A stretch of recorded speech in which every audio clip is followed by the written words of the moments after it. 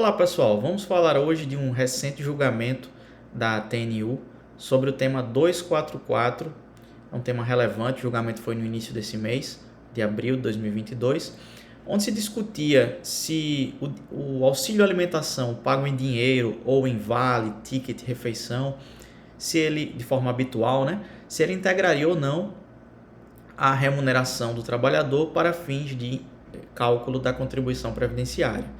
Esse é um tema importante porque se entender que ele integra a base de cálculo, vai haver uma alteração no valor do salário de contribuição do trabalhador. E isso vai impactar, pode impactar no cálculo da renda mensal de um eventual benefício previdenciário futuro ou mesmo benefícios previdenciários que já existem e que podem ser revisados de acordo com esse entendimento, certo? E o que a TNU discutiu, a gente vai ver exatamente nesse vídeo.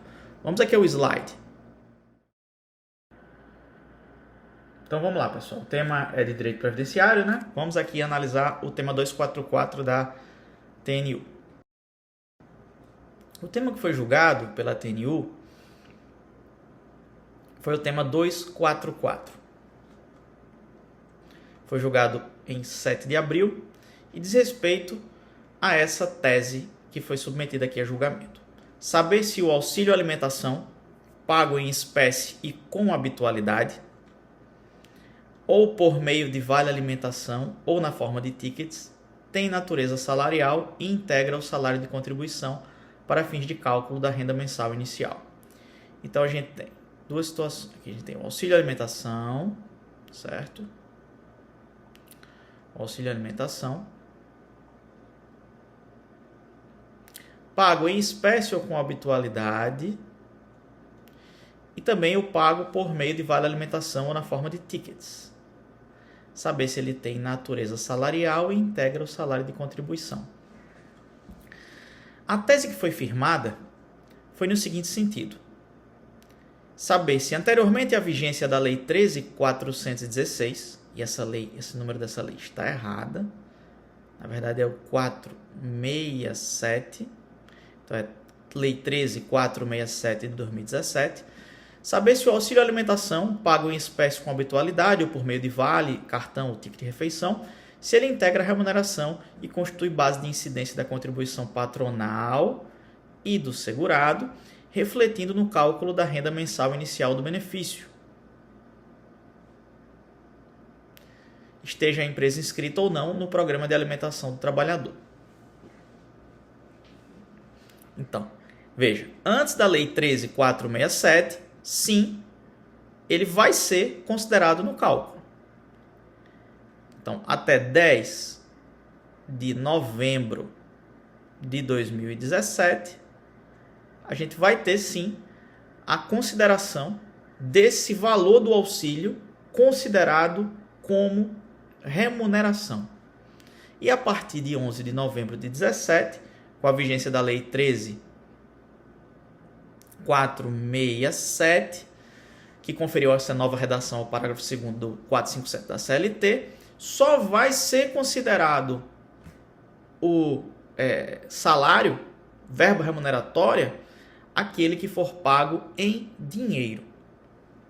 Vamos dar uma olhada no 457 da CLT, que vai ficar mais fácil de entender por que a TNU chegou nesse entendimento. Então a gente tem aqui, artigo 457 caput, compreendem-se na remuneração do empregado para todos os efeitos legais, além do salário devido, o pago diretamente pelo empregador, como contraprestação do serviço e também as gorjetas que receber. Então, compreende-se na remuneração.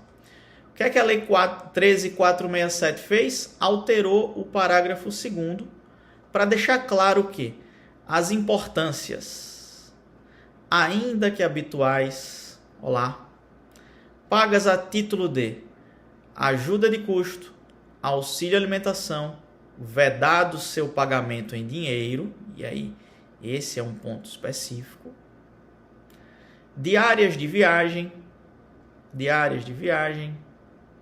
prêmios e abonos não integram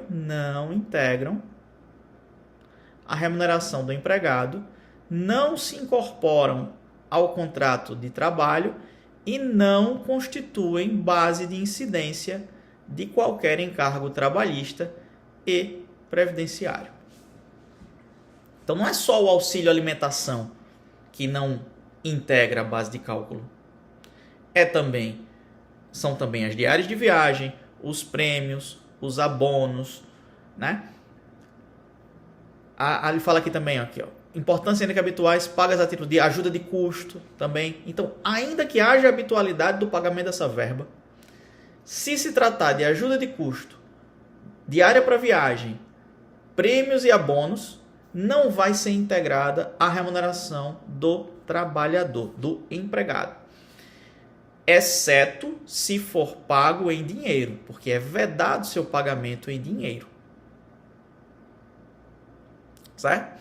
Então, essa lei começou a valer em 11 de novembro de 2017.